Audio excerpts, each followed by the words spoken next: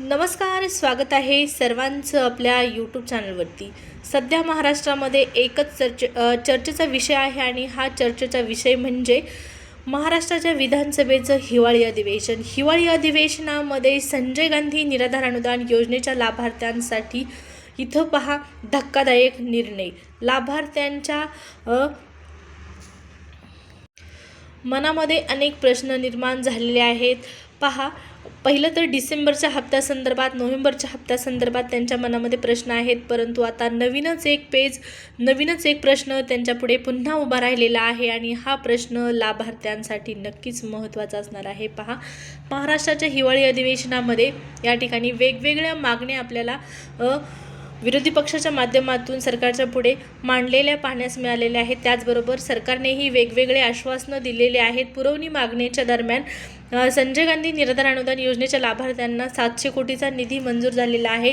त्याचबरोबर इथं मुख्यमंत्र्यांनी घोषणा केलेली आहे 1 तारखेला लाभार्थ्यांना पैसे मिळतील, कुणाचंही अनुदान थांबवण्यात आलेलं नाही, हे त्यांचे वाक्य आहे। परंतु आज जो विषय आहे, आज जो मुद्दा आहे तो म्हणजे खूप महत्त्वाचा आहे। संजय गांधी निराधार अनुदान योजनेच्या लाभार्थ्याचा, प्रत्येक लाभार्थ्यासाठी, फक्त दिव्यांगांसाठीच नाही तर विधवा महिला असतील, श्रावणबाळ योजनेचे लाभार्थी असतील, वृद्धापकाळ योजनेचे लाभार्थी असतील, तर या सर्व लाभार्थ्यांसाठी हिवाळी अधिवेशनादरम्यान एक महत्त्वपूर्ण अपडेट आलेली आहे आणि ही माहिती तुम्हाला असलीच पाहिजे। काय नेमकी माहिती आहे जाणून घेऊया आपण। त्यापूर्वी जर तुम्ही आपल्या चॅनलवरती पहिल्यांदा आला असाल, पहिल्यांदा व्हिडिओ पाहत असाल, तर नक्कीच आपलं चॅनल सबस्क्राईब करून ठेवा।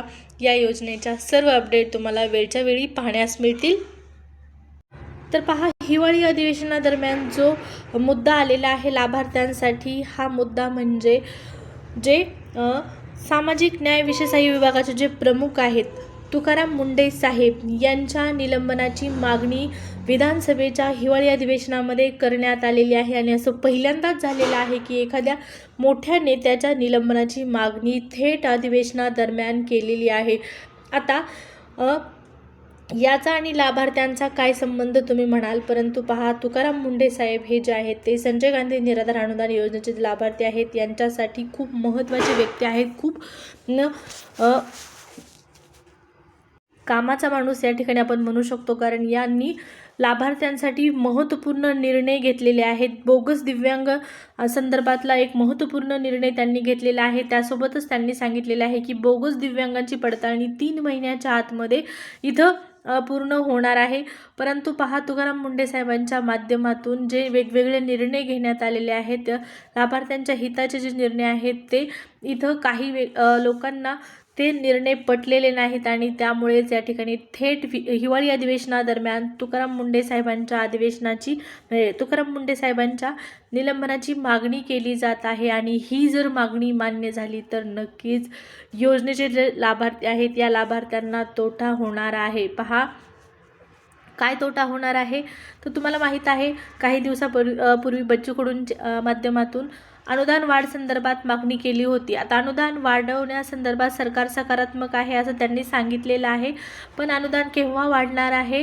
अनुदान तेव्हाच वाढणार आहे। आता अनुदान वाढीचा आणि तुकाराम मुंढे साहेबांचा काय संबंध, तर पहा, जो तुकाराम मुंढे साहेबांनी निर्णय घेतलेला आहे, बोगस दिव्यांगांची पडताळणी करून बोगस दिव्यांगांना बाहेर काढून जे खरे लाभार्थी आहेत त्यांना या योजनेचा लाभ देण्यात येईल। जर बोगस दिव्यांग बाहेर पडले तर नक्कीच या योजनेचं अनुदान वाढण्याची शक्यता आहे, हे अनुदान वाढेल अशी शक्यता वर्तवण्यात आलेली आहे। त्यामुळे तुकाराम मुंढे साहेबांनी घेतलेला निर्णय जो आहे तो खूप महत्त्वपूर्ण आहे। अनुदान वाढी संदर्भातला, बोगस दिव्यांगांसंदर्भातला निर्णय महत्त्वाचा असणार आहे। थेट संबंध अनुदान वाढीचा आणि तुकाराम मुंढे साहेबांचा अशा पद्धतीने आपल्याला पाहण्यास मिळत आहे। त्यामुळे सरकारला विनंती आहे की योजनेच्या लाभार्थ्यांच्या हिताचा विचार करून तुकाराम मुंढे साहेबांची निलंबन जे आहे ते कृपया करू नका।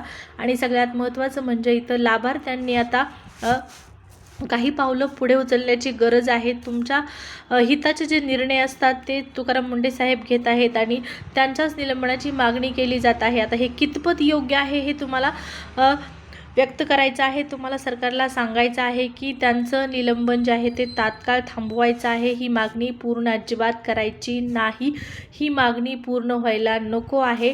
जर झाली तर पहा, तुम्हाला पुन्हा एकदा लाभार्थ्यांना मोठ्या प्रमाणात नुकसान जे आहे ते इथं होताना आपल्याला दिसणार आहे। त्यामुळे तुकाराम मुंढे साहेबांची निलंबन जे आहे ते अजिबात झालं नाही पाहिजे. आता संजय गांधी निराधार अनुदान योजनेच्या लाभार्थ्यांनी ही मागणी सरकारपर्यंत पोहोचविण्याची गरज आहे. तुकाराम मुंढे साहेबांचे निलंबन थांबवण्याची गरज आहे. अधिवेशनादरम्यान आणखी निर्णय झालेला नाही, पण निर्णय जर झाला तर मात्र या संदर्भात तुम्हाला आता काही जी भूमिका आहे ती ठाम भूमिका घ्यावी लागणार आहे. हा मुद्दा लक्षात घ्या.